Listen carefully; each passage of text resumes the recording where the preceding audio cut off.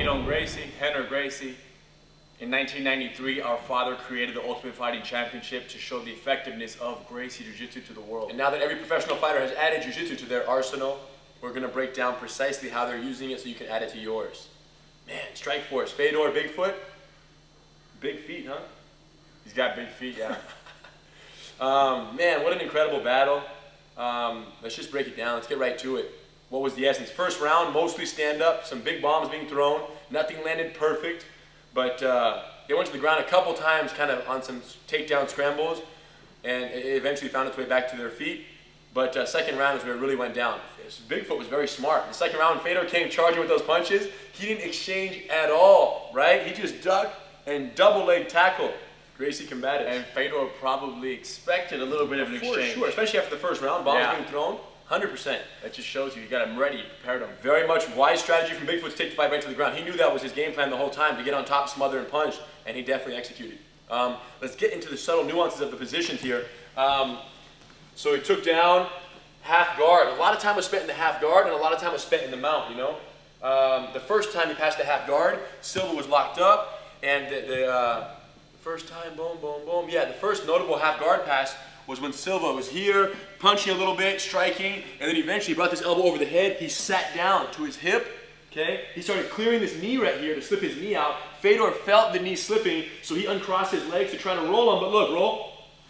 He grabbed the thigh. Inside thigh hug right here. Very wise, very good way to anchor on. Because if I'm anchored on Hidon's thigh, how can he roll me backwards? Now, if you don't anchor, if all you do from the half guard is you push, push, push, push, push, and nothing, you're going to get rolled, and they're going to get on top. And that's what Fedor was going for. But Silva is a black belt. Very legit. It's amazing how such a big guy moves so small, you know, and so technical. Very impressive.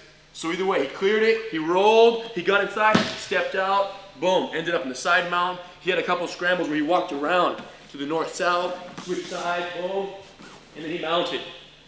Walked right around and mounted. Round two. And this is where the problems really began, very much.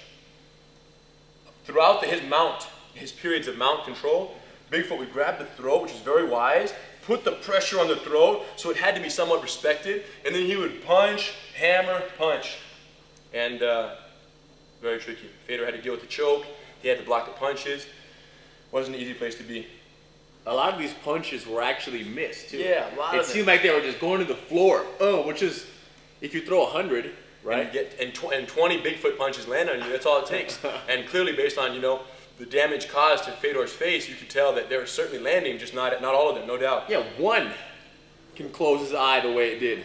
Yeah. So what did Fedor do? Out of desperation, he wasn't able to close the distance from here, right? It's not a bad strategy from here to sit up and close the distance from the mount, hug the body, pull the person down, and try to neutralize the punch potential by staying close.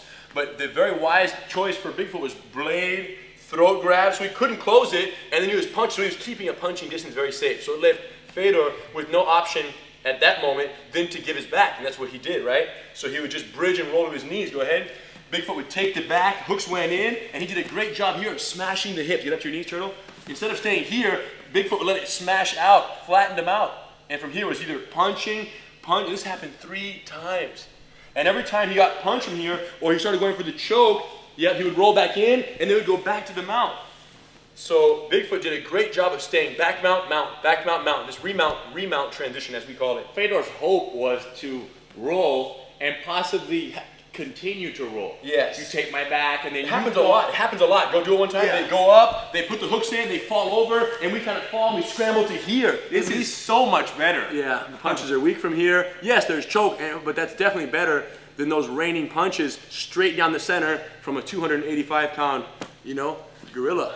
So, in a good sense. Strong animal. So anyways, what we were looking at here was how in those transitions, and of course, you know, you don't know until you're there, right? But what we were noticing is every time Fedor gave the back and then rolled back to the mount, there was a moment, there's an interesting emergency escape, we call it, from here, where you give your back almost in anticipation of the hook's insertion and back mount transition, and then you spin back and put them in your guard. So go to your knees, full turtle. He goes all the way up. As I begin to put my hooks in, he goes back to the guard right now. And look, that was really good.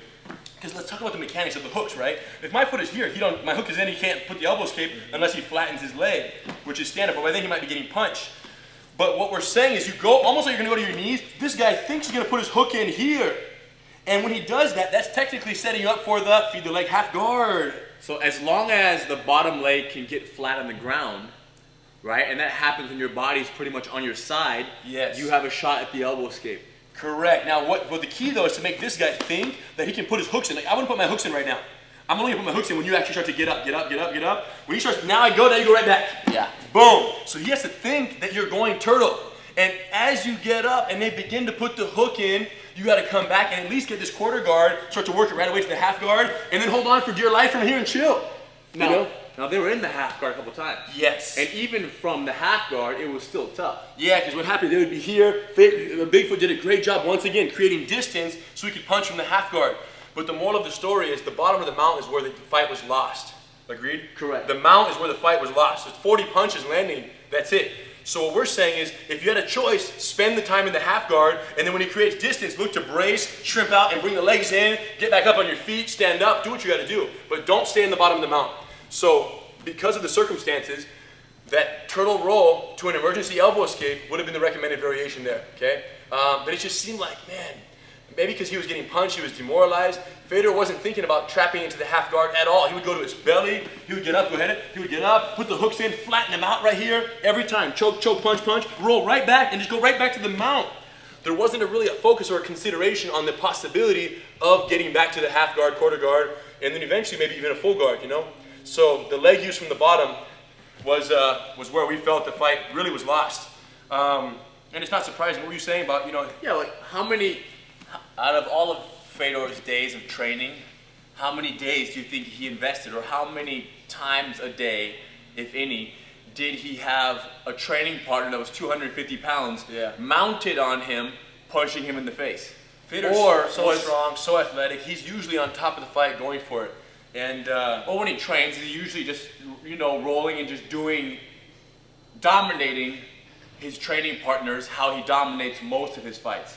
our colleague, friend, and extended family member, Pedro Valente, said it very nice. He said, strength cannot beat more strength without jiu-jitsu. In other words, Fedor is an animal, extremely athletic, very good endurance, very strong, very fast, very powerful. His physical attributes are just unbelievable. But Bigfoot's are more unbelievable, right? Look at the size, strength, power, agility of such a big guy. You know what's even crazier? Now, just to be fair, Bigfoot's a black belt. But what lost the fight for Fedor was his inability to utilize the subtle nuances of little man jiu-jitsu, right? Of jiu-jitsu for the small person to subtly defend and neutralize and hold and just stay safe and neutralize those bombardment of punches. Because who knows, Fedor could have survived the punches. Bigfoot may have exhausted 2-3 rounds more, and then he would have went and did it, you know, Grandmaster Enyo style, won in the long haul, right? And like Keaton said, Fedor's not being mounted on and punched in the face enough and trapped in worst case scenarios because he is the worst case scenario for all his training partners. Yeah, I don't think he imagined this happening quite this way. Yeah. And you know what's wild is that even Bigfoot himself, unless he prepares himself, he could do what Fedor did, which is Bigfoot might train for the next year for his next few opponents the way Fedor trained for this fight. Right. Meaning just always being in a good position. Right. So then Bigfoot's gonna meet somebody who's gonna be heavier, Whose feet are even stronger. bigger than his. He's gonna meet a bigger foot. He's gonna have both feet tattooed on his back. Dang. So you got the idea, someone who's also a black belt, and Yes. it's gonna put him underneath also. And that's the nature of the game, lose you to. guys. It's an incredible sport. Everyone's growing, everyone's learning. But there's no question that it was Bigfoot's jiu-jitsu control advantage, mount control, back mount transitions, half guard passes that won the fight. Yeah, you could he out jiu-jitsu'd. He's more comfortable in the game. And not that Fedor doesn't know jiu-jitsu, but he didn't use his jiu-jitsu like Fedor, like Bigfoot used his. There were some other notable moments in the fight, like the arm triangle escape and the catch of the arm triangle roll. One time, after 2 or 3 of those back mount transitions, Bigfoot found himself in the half guard and was choking, punching, and Fedor had to respect. His hands were up, protecting. Bigfoot did a great job of feeding his by, locking his hands right here. Okay? Now he's in the half guard. No, hold on. This was a mount. This was a mount. Yes, no, that's what it was. It was a modified mount. Fedor was on his side. Bigfoot was hitting him a little bit, and then he saw that this arm was up, so he slipped it and got here. Now, notably, what happened was, as Bigfoot jumped off, Fedor caught the half guard now, which was very smart. Okay, I was impressed with that catch because that locking of the half guard really prevents me from getting my angle out here for the arm triangle finish. So he had it, we're just kind of having trouble getting out, but then it was very interesting what he did right here. Take this way, please. Look at the half guard. Bigfoot was very wise. He realized he couldn't finish in the half, so he kept the lockup. He tripoded. His knee came up to Fedor's stomach, and then he cut it to the outside. So he freed himself from the half guard to make sure it's possible. He melted the hips right here. He got to this point right here where he was squeezing. But Bigfoot's arm and his humerus bone is so long, and his head was so high, that during this pressure, a little bit of movement, Fedor just turned and ripped his elbow to the ground. Hold on, lock your wrist right there. He was first holding his wrist to defend, right? Fedor's resilience to the choke was very respectable too. Very good, tough neck, very tough. Because you know Bigfoot was squeezing, but he turned in and ripped his elbow to the ground right here. Boom! And then he kind of scrambled back to the mount. Life went on from there, you know? And then finally there was that half guard scramble. Bigfoot got frustrated, right? He got frustrated that Fedor wasn't going down for the punches, wasn't knocking out.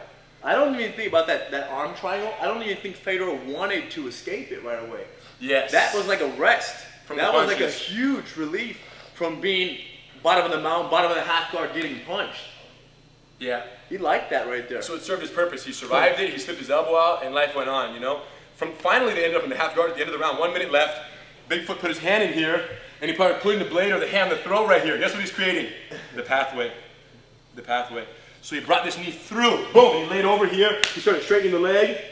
Okay? Fedor rolled all the way over. Roll, roll, roll. We ended up like this.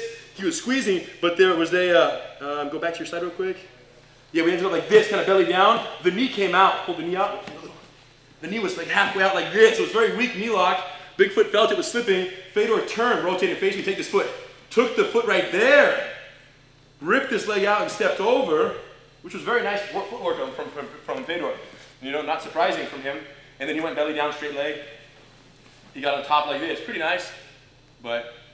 And I don't even think Bigfoot really wanted that leg lock. That was just for looks. Right? Yeah, I think he didn't even really care, he was just having fun. Yeah, I mean, he felt he had controlled the round pretty well. And not only that, he knew time was probably only a minute left. Oh yeah. Probably had someone tell him, like, yeah, I'll just go for a leg lock, and in the third round, I'm gonna kill him. Which was wise, which was wise. So much respect. Technically, Fedor didn't give up, didn't get knocked out. Technically, he didn't even lose. Correct. Correct. He could have, you know. His eye got a little swollen. He could have, if it was a street fight, he could have went to the next round or next portion of the fight with one eye shut, survived, neutralized, exhausted, and then he did his Fedor magic, you know? So all credit to him. But he's fighting a giant, you know, 260, 70, 80, whatever the pounds were. But so much respect. You guys, hopefully you learned something. If you, maybe one or two little tricks that you could add to your arsenal, okay? And if you want like another 100 or 200 tricks to add to your arsenal, where should they go? GracieUniversity.com. Go check it out. If you like what you see, find a certified training center near you. Tell them he don't send you. They'll take care of you. We guarantee it. And if you learn one thing, it's that there's nothing more important than being comfortable in the worst case scenarios.